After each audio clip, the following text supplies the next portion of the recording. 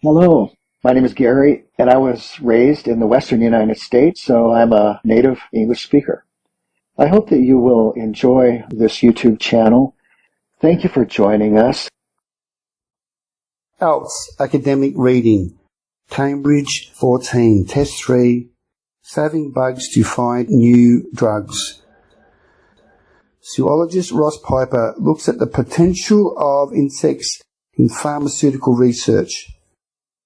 More drugs than you might think are derived from or inspired by compounds found in living things. Looking to nature for the soothing and curing of our ailments is nothing new. We have been doing it for tens of thousands of years. You only have to look at other primates, such as the capuchin monkeys who rub themselves with toxin-oozing millipedes to deter mosquitoes, or the chimpanzees who use noxious forest plants to rid themselves of intestinal parasites, to realize that our ancient ancestors too probably had a basic grasp of medicine. Pharmaceutical science and chemistry built on these ancient foundations and perfected the extraction, characterization, modification, and testing of these natural products. Then for a while, modern pharmaceutical science moved its focus away from nature and into the laboratory, designing chemical compounds from scratch. The main cause of this shift is that although there are plenty of promising chemical compounds in nature, finding them is far from easy. Securing sufficient numbers of the organism in question, isolating and characterizing the compounds of interest, and producing large quantities of these compounds are all significant hurdles. Laboratory-based drugs discovery has achieved varying levels of success, something which has now prompted the development of new approaches, focusing once again on natural products. With the ability to mine genomes for useful compounds, it is now evident that we have barely scratched the surface of nature's molecular diversity. This realization, together with several looming health crises, such as antibiotic resistance, has put bioprospecting, the search for useful compounds in nature, firmly back on the map. Insects are the undisputed masters of the terrestrial domain, where they occupy every possible niche. Consequently, they have a bewildering array of interactions with other organisms, something which has driven the evolution of an enormous range of very interesting compounds for defensive and offensive purposes. Their remarkable diversity exceeds that of every other group of animals on the planet combined. Yet, even though insects are far and away the most diverse animals in existence, their potential as sources of therapeutic compounds is yet to be realized. From the tiny proportion of insects that have been investigated, several promising compounds have been identified. For example, alloferon, an antimicrobial compound produced by blowfly larvae, is used as an antiviral and anti-tumor agent in South Korea and Russia. The larvae of a few other insect species are being investigated for the potent antimicrobial compounds they produce. Meanwhile, a compound from the venom of the wasps, Polybia polyster, has potential in cancer treatment. Why is it that insects have received relatively little attention in bioprospecting? Firstly, there are so many insects that, without some manner of targeted approach, investigating this huge variety of species is a daunting task. Secondly, insects are generally very small, and the glands inside them that secrete potentially useful compounds are smaller still. This can make it difficult to obtain sufficient quantities of the compound for subsequent testing. Thirdly, although we consider insects to be everywhere, the reality of this ubiquity is vast numbers of a few extremely common species.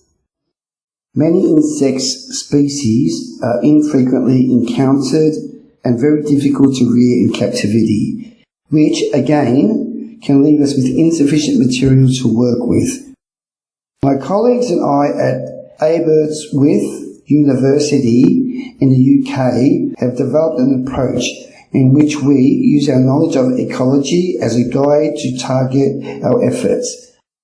The creatures that particularly interest us are the many insects that secrete powerful poison for subduing prey and keeping it fresh for future consumption.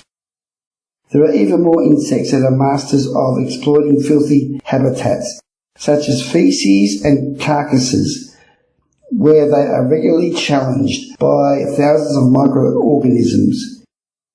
These insects have many antimicrobial compounds for dealing with pathogenic bacteria and fungi, suggesting that there is certainly potential to find many compounds that can serve as or inspire new antibiotics. Although natural history knowledge points us in the right direction, it doesn't solve the problems associated with obtaining useful compounds from insects. Fortunately, it is now possible to sniff out the stretches of the insect's DNA that carry the codes for the interesting compounds and insert them into cell lines that allow larger quantities to be produced. And although the road from isolating and characterizing compounds with desirable qualities to developing a commercial product is very long and full of pitfalls, the variety of successful animal-derived pharmaceuticals on the market demonstrates there is a precedent here that is worth exploring. With every bit of wilderness that disappears, we deprive ourselves of potential medicines. As much as I'd love to help develop a groundbreaking insect-derived medicine, my main motivation for looking at insects in this way is conservation. I sincerely believe that all species, however small and seemingly insignificant, have a right to exist for their own sake. If we can shine a light on the darker recesses of nature's medicine cabinet, exploring the useful chemistry of the most diverse animals on the planet, I believe we can make people think differently about the value of nature.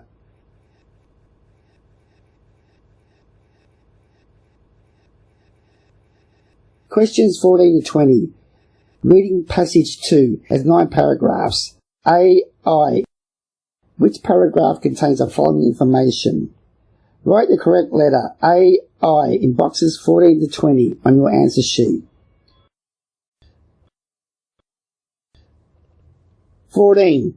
Mention the factors driving a renewed interest in natural medicinal compounds. 15. How recent technological advances have made insect research easier. 16. Examples of animals which use medicinal substances from nature. 17. Reasons why it is challenging to use insects in drug research.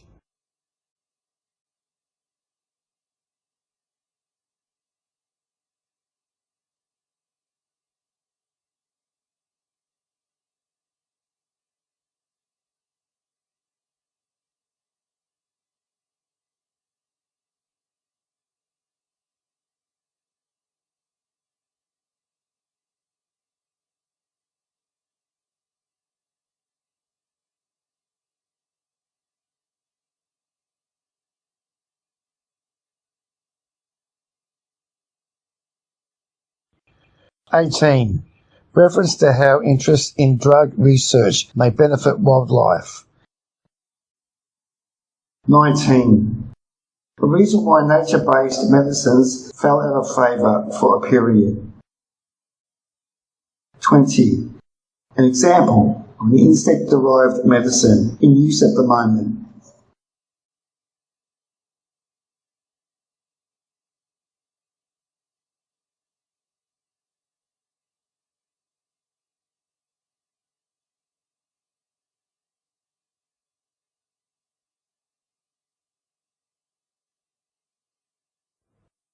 Questions 21 to 22. Choose 2 letters, A, E. Write the correct letters in boxes 21 and 22 on your answer sheet. Which 2 of the following make insects interesting for drug research? A.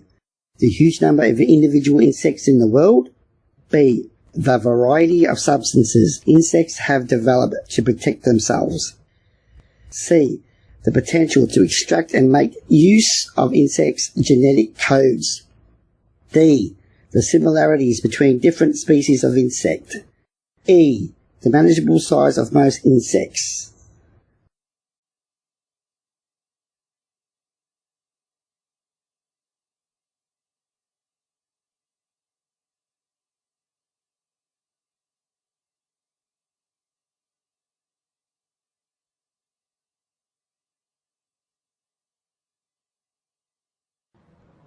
Complete the summary below. Choose one word only from the passage for each answer. Write your answers in boxes 23 to 26 on your answer sheet.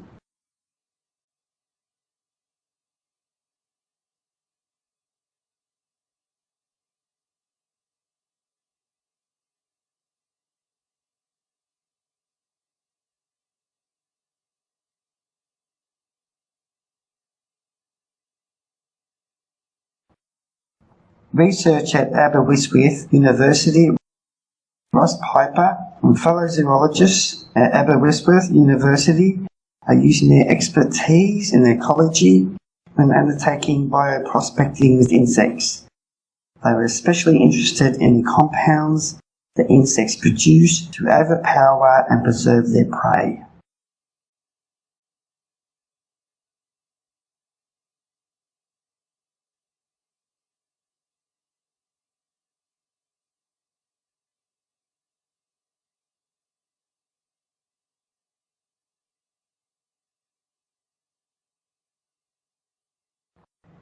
They are also interested in compounds which insects use to protect themselves from pathogenic bacteria and fungi found in their habitat. Piper hopes that these substances will be useful in the development of drugs such as antibodies,